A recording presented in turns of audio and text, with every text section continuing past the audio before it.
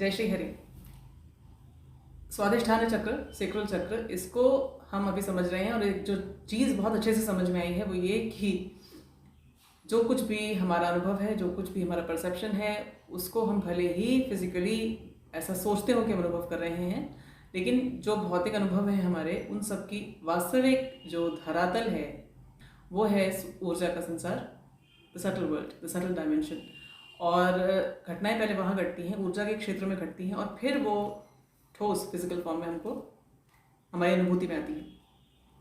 श्रीमद् भगवद गीता के अध्याय 1 में अर्जुन की स्थिति को जब मैंने देखा, कहाँ से कहाँ वो आते हैं वो हाथों में शस्त्र अपना लिए हुए इस शैली से कि कोई नायक वाली शैली है जो अर्जुन को सूट करती है, अर्जुन जिसके लिए जाने जाते हैं। और वहाँ से कुछ ही क्षणों के अंदर हम उनको देखते हैं कि बिल्कुल एक लूज़र की शैली को वो अपना लेते हैं। और ऐसा लूज़र जो कहता है कि अब ये भी नहीं कहता कि अब मैं मर जाऊँ, वो कहते हैं मुझे मार डाला जाए, और मार भी डाला जाए उन लोगों के द्वारा जो आतताई हैं, डिक्लेयर्ड आतताई हैं, और इनको अभी अभी मैं क्षत्रिय धर्म के अंतर्गत मारने आया था। तो ये जो यात्रा है सेल्फ वर्थ की पीक से नीचे तक, ये स्वाधिष्ठान चक्र का ही फंक्शन है। अब ये कैसे होता है इसको हम समझ सकते हैं अर्जुन के इलस्ट्रेशन के आधार पर अपने जीवन में। उतनी एक्सट्रीम सिचुएशन भले ही सबके जीवन में ना आती हो, लेकिन जीवन क्योंकि ऐसा है, इस प्रकार से डिज़ाइन किया गया है कि इसमें कहीं ना कोई चोट अधिकांश लोगों को दी जाएगी उनके सेल्फ पर, उनके स्व पर। और उस चोट का प्रभाव उन पर कितना आएगा या वो किस प्रकार से उस चोट को आगे एक्सप्रेस करेंगे, उसका प्रभाव ये इस बात पर निर्भर करेगा कि उस व्यक्ति ने अपने आप को बनाया क्या है। और ये क्या बनाया है अपने आप को, ये फिर से वही है स्व। और ये स्व इस जन्म, इस पहचान, इस भूमिका, इस नाम तक सीमित नहीं है, ये एक अनंत से अनंत तक की यात्रा है। हम इससे पहले भी यहाँ अपने आप को इसी तरह से मैनिफेस्ट करते रहे हैं अलग अलग टाइम और स्पेस के जोन्स में, और उन यात्राओं या उन पड़ावों के माध्यम से हमने अपने आई को बनाया है। So whatever I am as of now, this I is not the product of this particular life. ये प्रोडक्ट है पिछली कई यात्राओं का, और उसमें कोई भी भूमिका हो सकती है, कोई भी कहानी हो सकती है, लेकिन एक चीज़ जो कांस्टेंट रही है वो मेरा मैं। रूप बदलता रहा, नाम बदलता रहा, पहचान बदलता रहा, स्थान बदलता रहा, समय बदलता रहा, लेकिन मैं हमेशा रहा। तो इस मैं की यात्रा वहाँ से लेकर यहाँ तक जो कुछ भी हुई है और इसके आगे जो होगी, इसको शेप कैसे किया जाता है, इस पर प्रभाव कैसे आते हैं, इसको समझने की बहुत आवश्यकता है। अर्जुन को आपने जब देखा तो अर्जुन के साथ जो घटनाएं घटती हैं वो इसी सेल्फ के कॉन्टेक्स्ट में घटती हैं। अच्छा, क्या हो सकता है इसको अभी हम देखते हैं।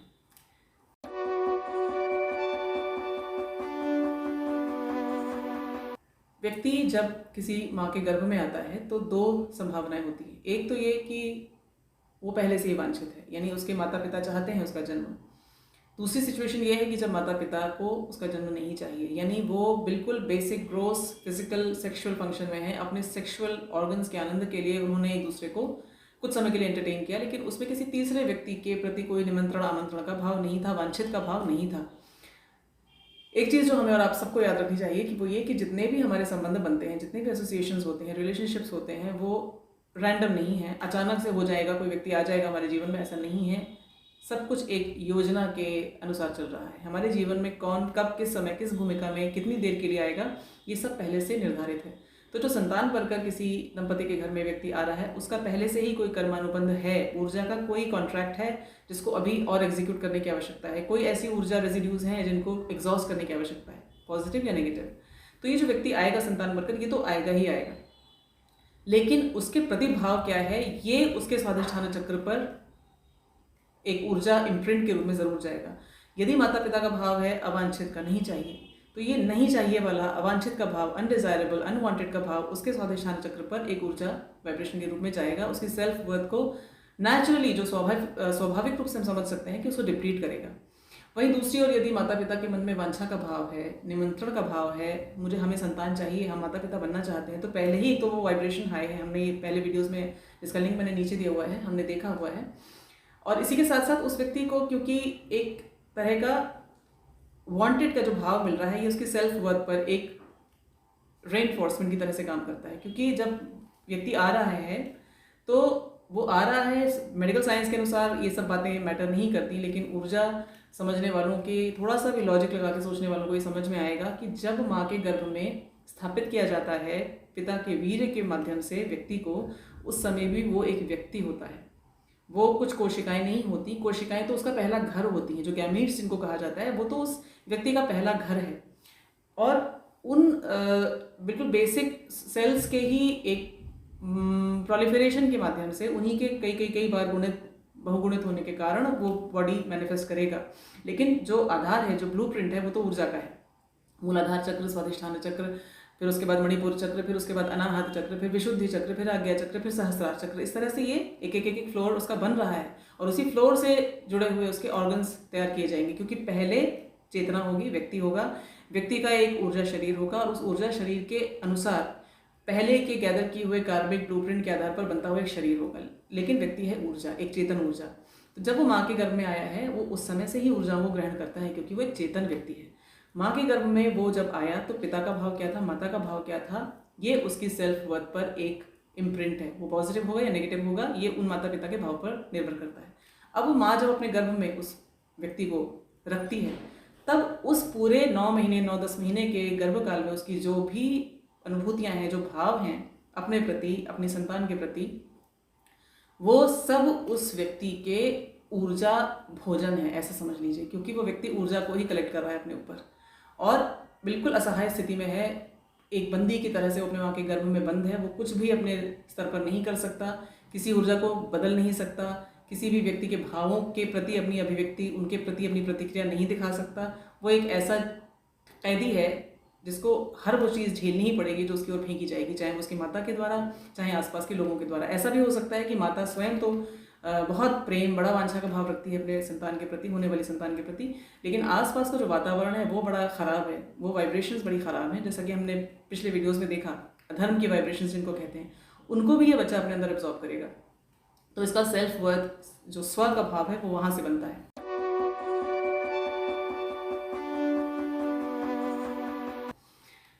अब आगे एक चरण और आगे चलते हैं। ये संतान अब जन्म ले लेती है, माता के गर्भ से बाहर आती है, उसी सेल्फ के साथ वो बाहर आती है। यदि मान लीजिए अवांछित था ये व्यक्ति एक संतान के रूप में, या उसके साथ गर्भपात के प्रयास किए गए और फिर भी उसने जन्म लिया, तो ये जो अवांछित का भाव है, ये इसके स्वाधिष्ठान चक्र पर स्टोर्ड है। सिक्योरिटी को लेकर जो थ्रेट है, सर्वाइवल को लेकर जो थ्रेट है, वो मूलाधार चक्र पर स्टोर्ड है।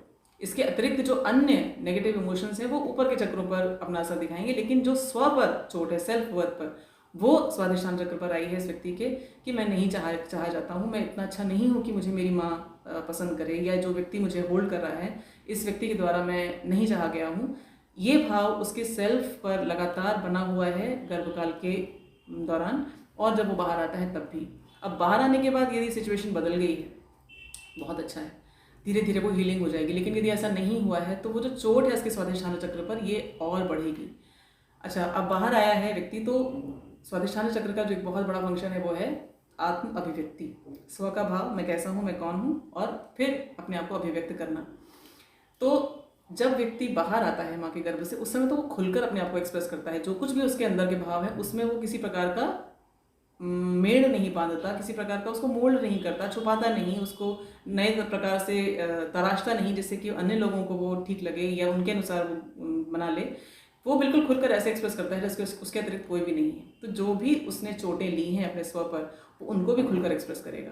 बच्चा क्या करता है, दहाड़ कर रोता है जब भी उसको कुछ चाहिए, या उसको कोई दुख है तब भी वो दहाड़ कर रोएगा। उसे जो चाहिए उसे कुछ चाहिए ही, और वो तब तक रोता रहेगा जब तक उसको वो चीज़ मिल ना जाए जो उसको चाहिए, या उसको उस कष्ट से मुक्ति ना मिल जाए जिसके कारण वो रोता है। अब यहाँ पर जिस व्यक्ति को माँ के गर्भ में अवांछित का भाव मिला है, वो विलाप करता है, बाहर आकर वो रोएगा, उस अवांछा का भाव, उस दुख को वो एक्सप्रेस करेगा। वो बहुत ऐसा हो सकता है वो बच्चा बहुत रोए, क्योंकि अभी सेल्फ एक्सप्रेशन पर सीमाएं बांधना उसने नहीं सीखा है, या उसका शरीर मैनिफेस्ट कर सकता है किसी रोग के रूप में।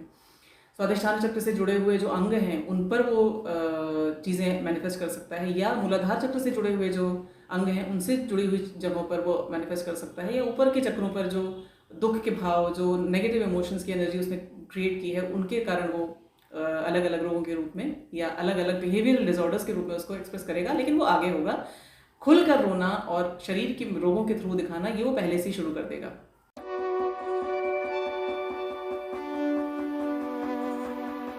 अब वो बड़ा होगा, जैसे जैसे बड़ा होगा वैसे वैसे उसको मोल्ड किया जाएगा, समाज के लोग उसको मोल्ड करेंगे, उसके माता पिता, उसके परिवार के लोग, उसका विद्यालय, उसकी कम्युनिटी, ये लोग अपने अपने अनुसार उसको तराशेंगे।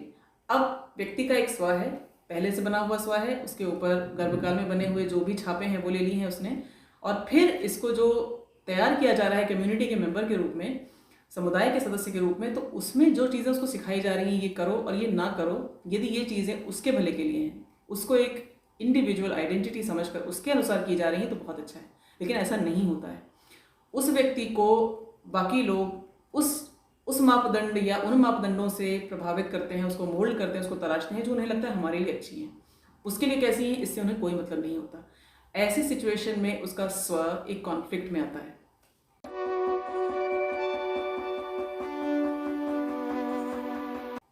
अच्छा, ये जो स्व से स्व का कॉन्फ्लिक्ट है, ये कैसे कैसे मैनिफेस्ट करता है? यदि तो वातावरण उसको अच्छा मिलता चला गया, उसको हर व्यक्ति ये चाहता है कि जो कुछ भी उसका स्व है, आसपास की जो ऊर्जाएं हैं वो उसको या तो मिरर करें, उसको वैसा ही स्व दिखाई दे जैसा वो देख अपने आप को मानता है, वैसा ही एको करें, वैसा ही प्रतिध्वनित होकर उसको सुनाई दे मैं ऐसा ही हूँ। लेकिन यदि उससे टक्कर में आ जाए, वो चीज़ें कॉन्फ्लिक्ट में आ जाए, जो अपने व्यक्ति अपने आप को समझता है, आसपास के वातावरण से उसको वो चीज़ एको होकर ना मिले, मिरर होकर ना मिले, रिफ्लेक्ट होकर वापस वो बना देखे जो वो देखता है अपने आप को, तब ये कॉन्फ्लिक्ट तैयार होता है। इसमें व्यक्ति उस वातावरण से कॉन्फ्लिक्ट लेता है, पर ये कॉन्फ्लिक्ट चलता है उसका अपने आप से। कैसे कैसी सिचुएशंस होती हैं, इसको थोड़ा सा मैं आपके साथ अभी एनालाइज करती हूँ। एक तो मान लीजिए ऐसा कि व्यक्ति ऐसा सोच सकते हैं, कोई ऐसा व्यक्ति है जो पिछले जन्मों में कलाकार रहा है और कला के प्रति उसका रुझान है, कोई भी कला का फॉर्म हो सकता है, लेकिन उसका जन्म जिन माता पिता के घर में हुआ है वो हैं डॉक्टर्स। उसने ये देखा कि मेरे माता पिता डॉक्टर्स हैं, बड़े सम्मानित लोग हैं, बहुत प्रतिष्ठित हैं, बहुत पैसा है, बड़ा सुंदर सामाजिक स्टेटस है, सब कुछ है घर में, और समाज को इनकी आवश्यकता है, लोग इनकी वैल्यू करते हैं, इनकी इम्पोर्टेंस है, तो उसको लगता है मैं भी डॉक्टर बनूं। लेकिन सोल की जो भूख है वो है कला। अब वो क्या करता है, वो इन दोनों चीज़ों के बीच में, मैं ये बनना चाहता हूँ और मैं ये भी बनना चाहता हूँ, इसमें उसको एक कॉन्फ्लिक्ट नज़र आता है। एक ये थॉट हो सकता है कि माता पिता तो बड़े प्रतिष्ठित हैं, सम्मानित हैं, आर्ट के माध्यम से यदि मैं चाहूँ अपने आप को एक्सप्रेस करना या आर्ट को अपना करियर बनाऊँ, तो क्या मैं वैसा ही सम्मान पा सकूंगा, कि मैं वैसे ही महत्व वाला रोल अब समाज में पा सकूंगा, कि समाज को मेरी वैसी ही आवश्यकता होगी जैसे मेरे माता पिता की है? तो यहाँ पर वो एक कॉन्फ्लिक्ट में आ जाता है, अपने साथ उसका एक कॉन्फ्लिक्ट होता है। या मान लीजिए व्यक्ति को डॉक्टर बनने का मन है, लेकिन उसको खून देखते ही चक्कर आ जाते हैं, तो ये एक एलिमेंट उसके स्वभाव का, उसके सेल्फ एक्सप्रेशन के रास्ते में आता है अड़ंगा बनकर। तो ये उसकी अपने साथ ही एक लड़ाई जैसी शुरू हो जाती है। या मान लीजिए कोई व्यक्ति बनना चाहता है पायलट, लेकिन उसको है ऊंचाई का डर, वो नहीं उस चीज़ को अपने ही साथ, वो एक व्यक्ति के अंदर की एक दुर्बलता और व्यक्ति का विजन, उन दोनों के बीच में तकरार है, कॉन्फ्लिक्ट है, और इसका कारण वो उस फील्ड में अपने आप को एक्सप्रेस ही नहीं कर पाता, क्योंकि उसकी अपनी ही वीकनेस उसके रास्ते में आ जाती है। या ऐसा हो सकता है अर्जुन की स्थिति में, जैसा हमने देखा कि उनका सेल्फ के साथ सेल्फ का कॉन्फ्लिक्ट, इसके अतिरिक्त वो ये देखते हैं कि मेरी वजह से लड़ रहे हैं, सामने और पीछे दोनों तरफ सेनाएं जो हैं वो I am the cause, I am the root cause because of which these two people are at loggerheads। तो ये सिचुएशन एक बच्चा भी फील कर सकता है, या बड़ा होते होते भी वो फील कर सकता है कि मैं एक ऐसी सिचुएशन में हूँ जहाँ पर कॉन्फ्लिक्ट है लोगों के बीच में। ऐसा हो सकता है कि व्यक्ति जो करना चाहता है, let's go back to the same example, बच्चा बनना चाहता है डांसर या म्यूजिशियन, और माता पिता हैं डॉक्टर्स। एक माता पिता में से कोई एक व्यक्ति, माता या पिता, कोई एक पेरेंट हो सकता है सपोर्ट करता हो उसके इस एक्सप्रेशन के मोड को, लेकिन दूसरा पेरेंट हो सकता है उसको सपोर्ट ना करता, और इस वजह से दोनों पेरेंट्स के बीच में झगड़ा होता है, या आपस में ही माता पिता का कोई अच्छा संबंध ना हो, उनके बीच में कॉन्फ्लिक्ट्स होते हों।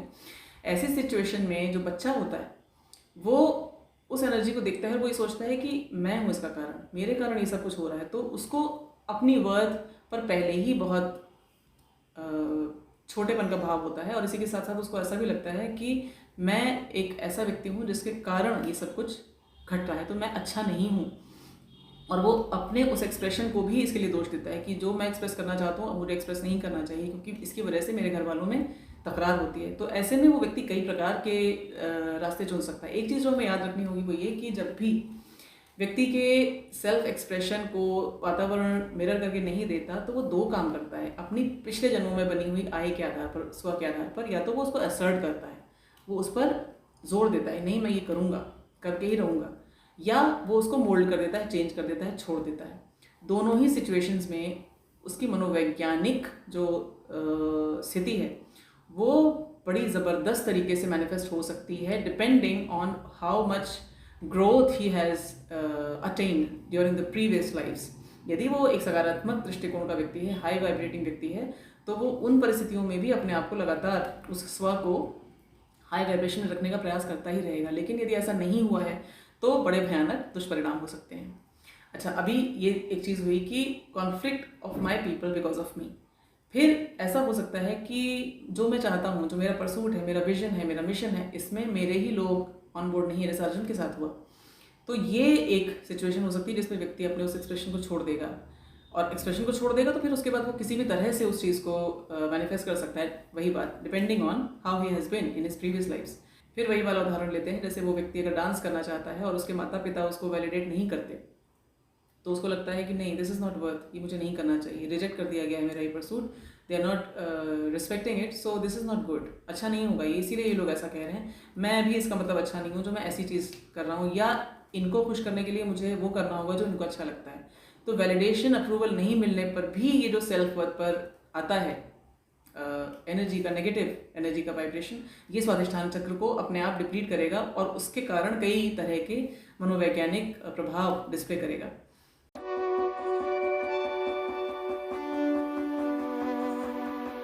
फिर ऐसा हो सकता है कि व्यक्ति कुछ करना चाहता है और उसने ये नहीं सोचा था कि उसके रास्ते में उसे कुछ ऐसा मिल सकता है जो अनप्लेजेंट है। उसने एंटिसिपेट ही नहीं किया था कि ये भी हो सकता है। जैसे डॉक्टर बनने की ही बात है, मान लीजिए वो डॉक्टर बनना चाहता है, लेकिन उसको ये पता चलता है कि इसमें कैडेवर्स पर, मुर्दों पर ऑपरेशन करना होता है, और वो ये विचार करते ही उसको लगता है नहीं, ये तो मैं बिल्कुल नहीं करना चाहता, और डॉक्टर बनना चाहता हूँ लेकिन मैं ये नहीं करना चाहता। तो अब वो क्या करेगा, डॉक्टर बनने का जो उसका बड़ा ज़बरदस्त एक अंदर से आता है सोल अर्ज, उसको वो स्ट्राइगल करेगा, उसको वो घोटेगा, क्योंकि ये मैं नहीं कर सकता। तो किसी मिशन के रास्ते में, किसी एक्सप्रेशन के रास्ते में यदि अनप्लेजेंट कुछ दिखता है थ्रू द प्रोसेस, तो व्यक्ति उस काम को छोड़ने के लिए विवश तो हो जाता है, लेकिन मन से नहीं छोड़ पाता। जैसे अर्जुन के साथ होता है, इन्होंने अपने विरुद्ध जो अन्याय हुआ है जीवन भर, उसके प्रतिकार में अंत में अब जब इनको इनका अधिकार 5 गांव भी नहीं दिए जा रहे थे, तो अब इनके पास कोई ऑप्शन नहीं बचता है, तब ये आते हैं अपना अधिकार लेने के लिए, अपना राज्य वापस लेने के लिए। लेकिन उसके मार्ग में जब ये देखते हैं कि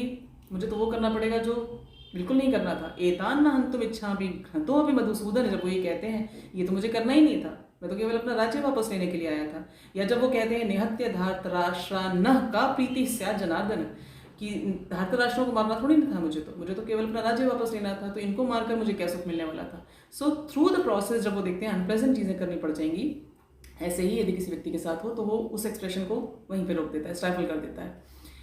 एक स्थिति और हो सकती है कि यदि व्यक्ति चाहता है, मतलब वो जो भी चाहता है वो अपने लोगों के लिए चाहता है, उसको ऐसा लगता है कि मैं अपनों को, क्योंकि उसकी पहचान व्यक्ति की अपनों के कॉन्टेक्स्ट में होती है। उसके अपने वो कौन है, उसके माता पिता हो सकते हैं, उसके पत्नी या पति, या उसके कोई और संबंधी हो सकते हैं, उसके मित्र हो सकते हैं, जो भी लोग हैं, उनके अप्रूवल के लिए, उनके अप्रिसिएशन के लिए, या उनको खुश करने के लिए, या उनको आनंदित करने के लिए वो कुछ करता है, उसका सेल्फ एक्सप्रेशन वो देना चाहता है। Let's come back to the dance वाला, आर्ट वाला व्यक्ति जो आर्ट से एक्सप्रेस करना चाहता है अपने आप पर, उसने इसका ऐसा विजन है कि मैं आर्ट के क्षेत्र में इतना अच्छा बनूं कि मैं एक सेलिब्रिटी बन जाऊं और मेरे कारण मेरे माता पिता को या मेरे परिवार वालों को सम्मान मिले। लेकिन वो ये पाता है कि जिन लोगों को वो सम्मान दिलवाना चाहता है, वो सोचता है कि ये लोग खुश होंगे, वो उसके साथ इस चीज़ में है ही नहीं, वो उसको इनवैलिडेट कर देते हैं, रिजेक्ट कर देते हैं, ये नहीं करो, कुछ और करो। तो ऐसे में फिर से वही सिचुएशन आएगी, व्यक्ति उस काम को, उस मिशन को छोड़ने के लिए बाध्य हो जाएगा, या तो छोड़ने के लिए बाध्य हो जाएगा या फिर वो जिद करके करेगा। दोनों ही सिचुएशन में फिर से साइकोलॉजिकल बहुत सारी चीज़ें ऐसी हो सकती हैं जो बड़ी अनप्लेजेंट, बड़ी डरावनी हो सकती हैं।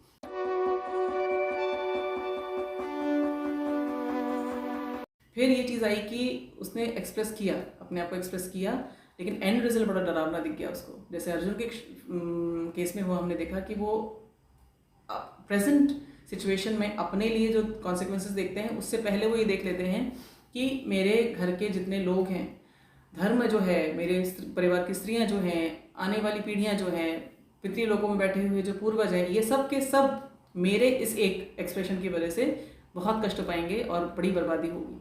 तो वो इस एंड रिजल्ट को, क्योंकि इन्होंने तो पहले ही से ही कॉम्प्रहेंड कर लिया, लेकिन यदि किसी व्यक्ति को पहले से ही कॉम्प्रहेंड ना वो कर पाए, परंतु करते करते उस एंड रिजल्ट के रूप में उसको कुछ ऐसा मिले जो बड़ा डरावना हो, बड़ा दुखद हो, बड़ा अनप्लेजेंट हो। जैसे कोई व्यक्ति चाहता है केबीसी में जाना और उसने हमेशा से ये सपना पाला है कि मैं केबीसी में जाऊँ, अमिताभ बच्चन के सामने बैठूँ और लोगों के सामने मैं पैसा कमा कर लाऊँ, लोग मुझे जाने, मैं प्रसिद्ध हो जाऊँ, आदि आदि। और वो जाता है, जिस समय वो जाता है वो देखता है घर के लोगों का वैसे तो सपोर्ट है, लेकिन जब वो जा रहा है तो घर का कोई सदस्य बीमार है, लेट्स से नानी है, दादी है, कोई भी व्यक्ति है, पर वो और उनको प्यार भी करता है वो, और वो जाता है वहाँ पर और जीत के आता है। लेकिन जब वो आता है तब वही पाता है जो भी थे वो व्यक्ति, घर के सदस्य, वो अब नहीं रहे। अब वो व्यक्ति अपने को धिक्कारेगा, वो अपने को कंडेम करेगा, वो अपने प्रति घृणा से भरेगा। वो ये सोचेगा कि मैं कितना स्वार्थी हूँ, अपने सुख के लिए मैंने ये किया। जैसे अर्जुन कहते हैं, यद राज्य सुख लोभेन हंतुम स्वजनम उद्यताः, मतलब अपने छोटे से सुख के लिए, राज्य सुख के लिए ये कीमत चुकानी पड़ेगी कि अपने स्वजन हमारे, उनको मारना पड़ जाएगा। तो ऐसे ही ये व्यक्ति भी रीड कर सकता है सिचुएशन को, क्योंकि मैंने अपने आप को एक्सप्रेस किया, मैंने वो पाना चाहा, वो सुख पाना चाहा। सुख पाना स्वाधिष्ठान चक्र का फीचर है, तो मैंने उसको पाना चाहा और इसके कारण ये हुआ, मैं इतना स्वार्थी। अब वो व्यक्ति क्या करेगा, उसके अंदर जो ये ग्लानि की, आत्मधिक्कार की जो भावना है, ये इतनी प्रबल हो सकती है कि वो अब कोई भी ऐसी परसूट में जाना ही नहीं चाहेगा जिससे वो अपने आप को हेल्दीली एक्सप्रेस करे।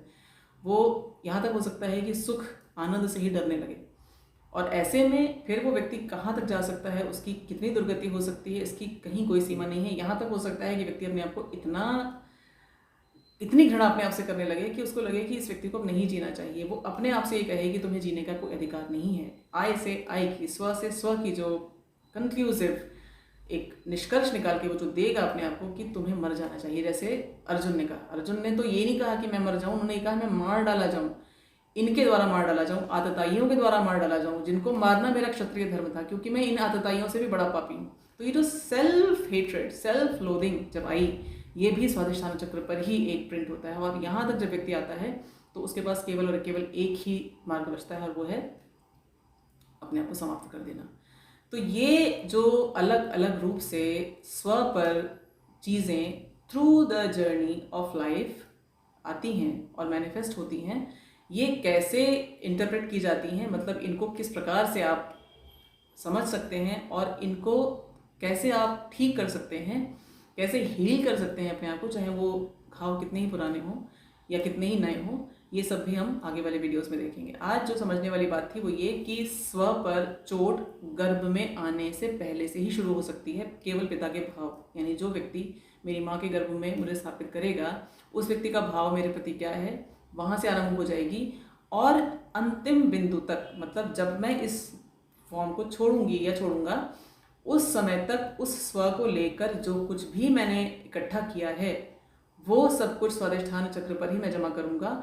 और फिर जब इसको छोड़ने का समय आएगा, यदि मैं आत्महत्या करना चाहता हूँ तो, और यदि मैं स्वाभाविक मृत्यु मरता हूँ तो, दोनों ही सिचुएशंस में ये स्व तो यही रहेगा। यदि अस्वाभाविक मृत्यु होती है तो जिन लोगों में जाना होगा, उन लोगों की नेगेटिव डार्क वाइब्रेशंस में उस स्व के नेगेटिव डार्क फॉर्म को, उस भाव को लेकर मुझे सफ़र करना होगा। और यदि मैं अगले जन्म में चली जाऊं, यानी कि एक नया शरीर मुझे फिर से दिया जाए, प्रेत योनि ना मिले, तो उस स्थिति में भी मैं वापस फिर इसी नकारात्मक, इसी दुख से भरे हुए, इसी आत्मधिक्कार से भरे हुए परिवेश को फिर से मैनिफेस्ट करूंगा अपने लिए, क्योंकि भाव के अनुसार ही अगला जन्म मिलता है। So this is the biggest takeaway कि अपने स्व पर जो कुछ भी मैंने संचित किया है, इकट्ठा किया है, आपने संचित किया, इकट्ठा किया है, उसको मैनिफेस्ट करते करते लगातार अपने आप को इस अवेयरनेस पे रखना होगा कि मैं अपने स्व के साथ कर क्या रहा हूँ, मेरा स्व कहाँ तक पहुँचा है, किस स्केल के किस पड़ाव पर मैं हूँ इस समय, क्योंकि इसी के अनुसार मुझे आगे के मैनिफेस्टेशंस मिलेंगे। और अर्जुन जिस समय कहते हैं कि यदि माम अप्रीतिकारम अशस्त्रम शस्त्रपाणय धार्तराष्ट्रारण्य हिंदुस्तन क्षेमतरम भवेद, ये मार डाले मुझे अप्रतिकार के साथ, बिना हाथों में शस्त्र लिए, ऐसी लज्जाजनक मृत्यु, वो बहुत अच्छा है। तो यदि अर्जुन इसी स्थिति में मर जाते, इसी स्थिति में यदि वो सचमुच में उनकी हत्या कर दी जाती या वो अपने आप को मार लेते, तो उनकी जो भयावह गति होती वो बड़ी मतलब बहुत डरावनी होती। और श्री कृष्ण श्रीमद् भगवद गीता को इसी कॉन्टेक्स्ट में बताते हैं उनके। अभी आगे हम आप जब देखेंगे अध्याय 2 में हम पहुंचेंगे तो वहाँ पर वो बोलेंगे कि उपहत स्वभाव, अपने स्वभाव को कहते हैं, मेरा स्व का जो भाव है बहुत बुरी तरह चोट खाया हुआ है, I don't know who I am, मैं जिस अर्जुन को जानता था वो अब मैं नहीं हूँ। और इसी से शुरू होती है श्री कृष्ण की श्रीमद् भगवत गीता अर्जुन को उनके स्व से वापस मिलवाने की पूरी जो प्रोसेस है श्री कृष्ण की, वही है श्रीमद् भगवत गीता। तो आगे फिर से हम मिलेंगे और व्यक्ति के ऊपर कैसे ये चीज़ें प्रभाव डालती हैं स्वाधिष्ठान चक्र के स्तर पर, इनको हम समझेंगे। फिर से मिलेंगे। जय श्री कृष्ण। ऐसा हो सकता है कि व्यक्ति जो भी अपना सेल्फ एक्सप्रेशन करता है उसके परिणाम में कुछ ऐसा हो जाता है जो बड़ा दुखद हो या बड़ा अनप्लेजेंट हो। अर्जुन ने तो पहले ही परिणाम देख लिए कि यदि मैं ये करता हूँ तो as an end result everybody is going to suffer, whether it is me, the women of my family, the children to come, the existing members of the family, the ancestors who have gone to the पितृलोक, उन सब के संग मेरे पूरे परिवार, मेरे आने वाली पीढ़ियाँ, पिछली पीढ़ियाँ, सब पर इसका प्रभाव पड़ने वाला है, बड़ा बुरा प्रभाव पड़ने वाला है। So he has already apprehended that, comprehended that.